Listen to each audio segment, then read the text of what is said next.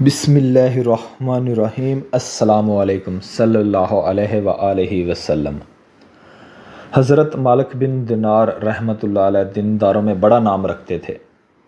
حضرت شاہ فرید الدین عطار رحمۃ اللہ علیہ تذکرۃ الاولیاء میں لکھتے ہیں، حضرت مالک بن دینار رحمۃ اللہ علیہ فرماتے ہیں کہ دمشق میں بہت بڑی مسجد تھی جسے حضرت امیر معاویہ رضی اللہ تعالیٰ عنہ نے بنایا تھا۔ بڑی خوبصورت اور بہت بڑی مسجد تھی۔ میرا اس پہ دل آ گیا۔ میرا دل کیا کہ میرا اس مسجد پر قبضہ ہو جائے، مجھے متولی بنایا جائے۔ میں نے پورا سال اس مسجد میں نمازیں پڑھیں، کئی دن اعتکاف کیا، قرآن پڑھے، لیکن میرا مقصد اللہ راضی کرنا نہیں، مسجد پر قبضہ کرنا تھا۔ پورا سال بیت گیا، عشاء کے بعد لوگ چلے گئے، میں قرآن شریف پڑھ رہا تھا کہ ہاتف غیب سے مجھے آواز آئی، کب تک تو لوگوں کو دکھانے کے لیے نمازیں پڑھے گا، بس کرو۔ سال پورا ہو گیا۔ فرماتے ہیں کہ میری چیخیں نکل گئیں، میں کھل کے رویا اور تڑپا کہ یار یہ کیا معاملہ ہوا، میں نے پورا سال اپنی نمازیں ضائع کر دیں۔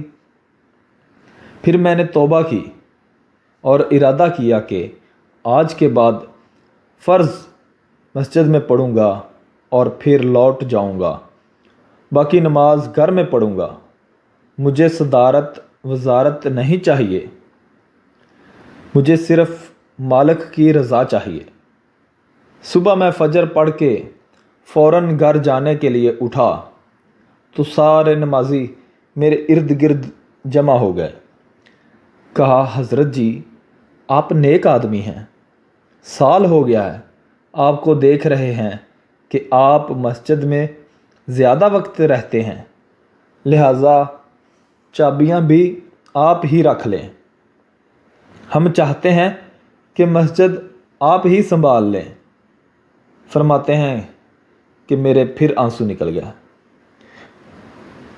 میں زور سے رویا تو وہ کہنے لگے، ہم مسجد دے رہے ہیں اور آپ رو رہے ہیں۔